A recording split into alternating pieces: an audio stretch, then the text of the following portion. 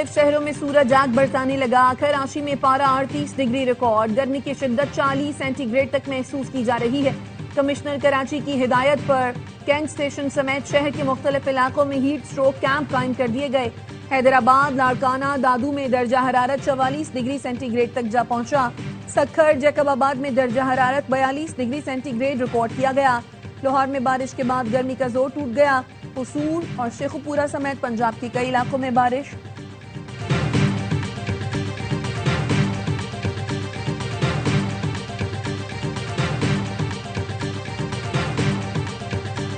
ایران کی صلاحیتیں اور لیڈر ختم کر دیے. اس بات کا امکان موجود ہے امریکہ ایران پر دوبارہ حملے شروع کر دے. اگر ایران نے کچھ غلط کیا تو ایسا کر سکتے ہیں. امریکی صدر ڈونلڈ ٹرمپ کہتے ہیں ایرانی بندرگاہوں کی دوستانہ ناکہ بندی کر رکھی ہے.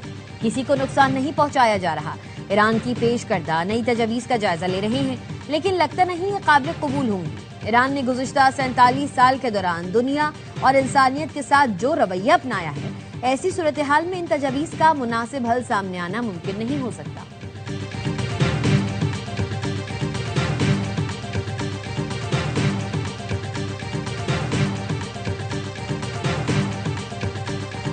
آبنائے ہرمز کو امریکی قزاقوں کا قبرستان بنا دیں گے. ایرانی سپریم لیڈر کے مشیر محسن رضائی نے ایکس پر لکھا، امریکہ دنیا کا واحد بحری ڈاکو ہے جس کے پاس طیارہ بردار جہاز ہے. ایران کے پاس ان قزاقوں کو لگام ڈالنے کی بھرپور طاقت ہے.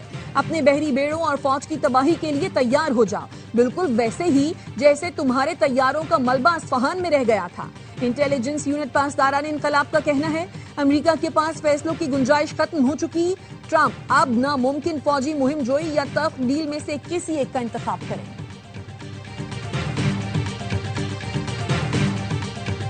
اور پاکستانی دوستوں نے ایرانی تجاویز کو امریکہ تک پہنچا دیا ہے جس کی تصدیق متعدد بین الاقوامی ذرائع نے کی ہے. ایران نے کسی بھی سطح پر ثالث کی تبدیلی کا کوئی فیصلہ نہیں کیا. ایرانی سفیر رضا میری مقدم کہتے ہیں پاکستان جنگ کے خاتمے اور معاملات کے حل کے لیے قابل قدر کوششیں کر رہا ہے جن کو سراہتے ہیں. ایران نے جنگ بندی کے لیے امریکہ کو 14 نکاتی منصوبہ پیش کر دیا. ایرانی خبر ایجنسی کے مطابق پاکستان کے ذریعے امریکہ کو بھیجی گئی تجاویز میں خطے سے امریکی فوجوں کا انخلاء، منجمد ایرانی اثاثوں کی بحالی، بحری ناکہ بندی اور دیگر پابندیوں کا خاتمہ شامل ہے. ایران کی نکات میں لبنان سمیت تمام محاذوں پر جنگ کے خاتمے کا مطالبہ بھی شامل. ایران کا کہنا ہے امریکہ کی جانب سے جنگ بندی کے لیے 2 ماہ کی ڈیڈ لائن کم کر کے مسائل کو 30 دن میں حل کیا جائے.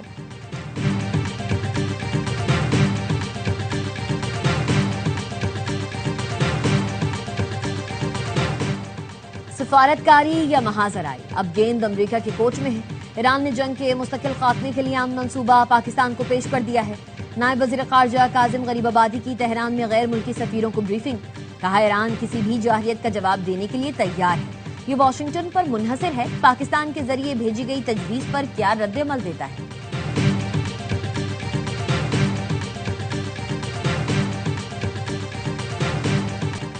ایران کی امریکی صدر ٹرمپ کے بحری قزاقی سے متعلق بیان پر کڑی تنقید. ایرانی وزارت خارجہ کے ترجمان اسماعیل بقائی نے ایکس پر لکھا، امریکی صدر نے کھلے عام بحری قزاقی کا اعتراف کیا ہے. صدر ٹرمپ نے کھلے عام کہا ہم قزاقوں کی طرح کا رویہ اپنائے ہوئے ہیں. یہ زبان کی لڑکھڑاہٹ نہیں بلکہ مجرمانہ اقدامات کا کھلا اعتراف تھا. بین الاقوامی برادری اور اقوام متحدہ کو فوری رد عمل دینا چاہیے. ایران کا آبنائے ہرمز کے انتظام کے لیے نیا قانون بنانے کا اعلان. ایران کے نائب اسپیکر حمید رضا حاجی بابائی کا کہنا ہے نیا قانون تیار کیا جا رہا ہے جس کے تحت اسرائیلی جہازوں کو ہر وقت آبنائے ہرمز سے گزرنے کی اجازت نہیں ہوگی. مجوزہ بل کے تحت دشمن ممالک کے جہازوں کو اس وقت تک آبنائے ہرمز سے گزرنے کی اجازت نہیں ہوگی جب تک وہ جنگ کا ہرجانہ ادا نہ کر دے. ایرانی شورا کونسل کی تعمیر نو کمیٹی کے سربراہ رضا رضائی کہتے ہیں آبنائے ہرمز کا کنٹرول جوہری ہتھیار حاصل کرنے سے زیادہ اہم ہے. امریکی سینٹرل کمانڈ کا کہنا ہے بحری ناکہ بندی کے آغاز سے اب تک 48 جہازوں کا رخ موڑا جا چکا ہے. ایرانی تجارت سے متعلق کسی بھی بحری نقل و حرکت کو محدود کر دیا گیا ہے. کوئی بھی جہاز جو کسی بھی طور پر ایران سے منسلک ہو، ایرانی سامان لے جا رہا ہو یا لانے والا ہو، اسے روک کر تلاشی لی جاتی ہے.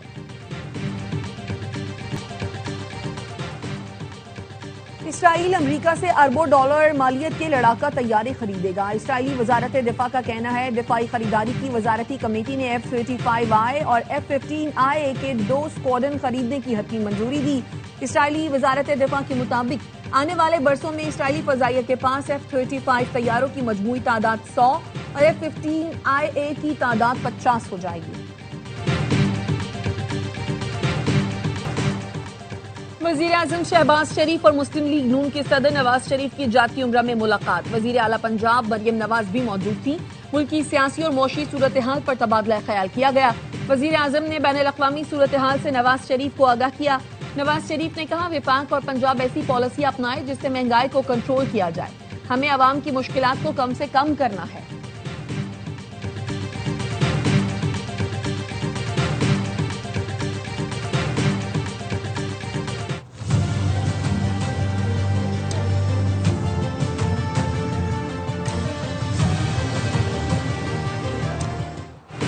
وزیر داخلہ محسن نقوی کا لاہور میں نادرا سینٹر شملہ پہاڑی کا دورہ۔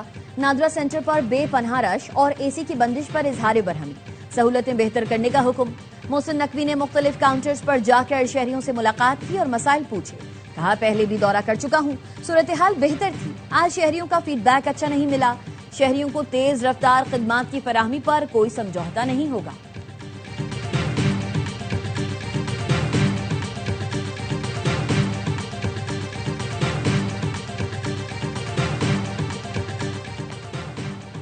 وزیر اعلیٰ پنجاب کی زیر صدارت اجلاس، فیصل آباد ماس ٹرانزٹ سسٹم پر پیش رفت کا جائزہ۔ مریم نواز کی فیصل آباد ماس ٹرانزٹ سسٹم کا تعمیراتی کام تیز کرنے کی ہدایت۔ وزیر اعلیٰ نے ہر اوپن مقام پر اربن فارسٹ اور سبزہ لگانے کی بھی ہدایت کی۔ 20.5 کلومیٹر طویل ماس ٹرانزٹ سسٹم میں 21 اسٹیشن بنیں گے۔ وزیر اعلیٰ سندھ کا ایک ہفتے میں ریڈ لائن منصوبے کا تیسری بار دورہ۔ کہا لوگوں کا وقت قیمتی ہے، مجھ سے عوام کی تکلیف برداشت نہیں ہوتی، کام فائلوں میں نہیں زمین پر نظر آنا چاہیے۔ ٹریفک جام میں پھنسا ایک شہری مجھ سے سوال کر رہا ہے، مجھے جواب کام کر کے دینا ہے۔ بیت المکرم سیکشن پر نکاسیاب بہتر بنانے کا کام آج ہی شروع کیا جائے۔ ریڈ لائن کوریڈور کے ساتھ مکس ٹریفک لینز کی فوری مرمت اور بحالی کی ہدایت۔ وزیر اعلیٰ کا میئر کراچی کے ساتھ ترقیاتی منصوبے کا دورہ، اپنی فٹنس بھی چیک کی۔ وزیر اطلاع شرجیلینا میمن کہتے ہیں توہین عدالت ہوتی ہے تو ہو جائے، کام نہیں رکے گا۔ ریڈ لائن منصوبے پر حکومت نے بدعنوانی یا سستی نہیں دکھائی۔ FWO کو منصوبہ دینے کے بعد ریڈ لائن پر کام تیز ہو گیا ہے۔ منصوبہ 100 سال بعد والے لوگوں کے بھی کام آئے گا۔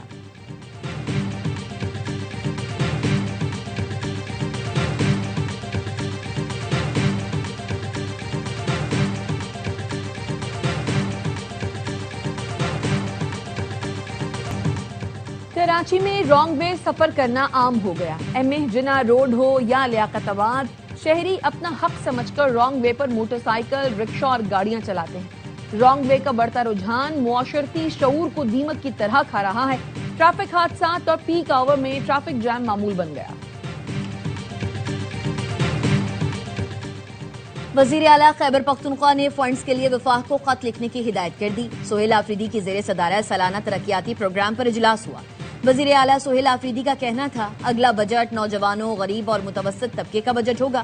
وزیر اعلیٰ کی خیبر انسٹیٹیوٹ آف چائلڈ ہیلتھ منصوبہ جلد مکمل کرنے کے لیے فنڈز فراہمی کی ہدایت۔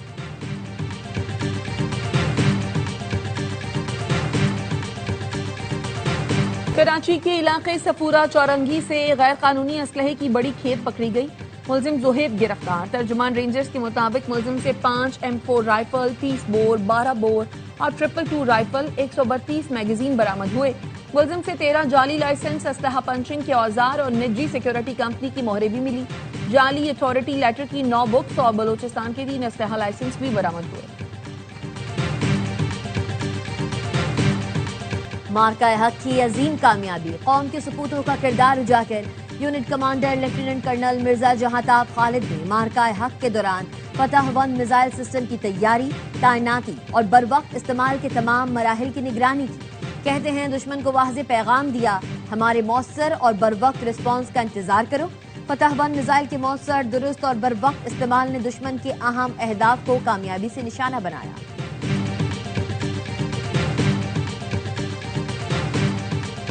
واگا بارڈر سے پاکستانی عوام کی دشمن کو للکار، ہم ہیں بنیانوں مرصوص۔ واگا بارڈر پر مارکہ حق کی مناسبت سے شاندار پریڈ اور پروقار تقریب کا انعقاد کیا گیا۔ تقریب میں اقلیتی برادری، علماء کرام، وکلاء، سول آرمڈ فورسز اور طلباء سمیت عوام کی بڑی تعداد نے شرکت کی۔ شہریوں کا کہنا تھا، بھارت کی کسی مہم جوئی کی ہمت کی تو پہلے سے زیادہ منہ توڑ جواب ملے گا۔ کراچی میں ابراہیم حیدری کے قریب سمندر میں ڈوبنے والے تمام 19 ماہی گیروں کو ریسکیو کر لیا گیا۔ 3 زخمی ہو گئے۔ کھڈی کریک کے مقام پر ماہی گیروں کی کشتی ڈوب گئی تھی۔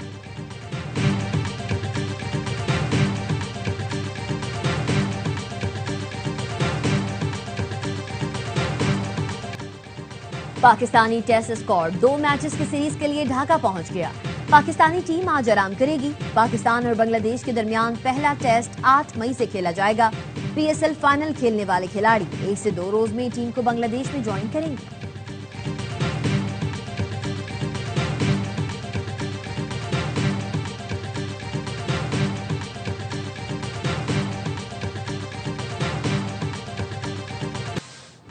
اور نیشنل اسٹیڈیم کراچی پاک زمبابوے ویمن سیریز کی میزبانی کے لیے تیار۔ 3 میچز کی سیریز کا پہلا مقابلہ کل ہوگا۔ ون ڈے سیریز کی ٹرافی کے لوگوں کی رونمائی قومی ٹیم کی کپتان فاطمہ ثنا کہتی ہیں، سیریز میں نئے ٹیلنٹ کو موقع دیں گے اور جیتنے کی کوشش کریں گے۔ رحمان کپتان نے کہا، پاکستان کے خلاف سیریز آسان نہیں ہوگی۔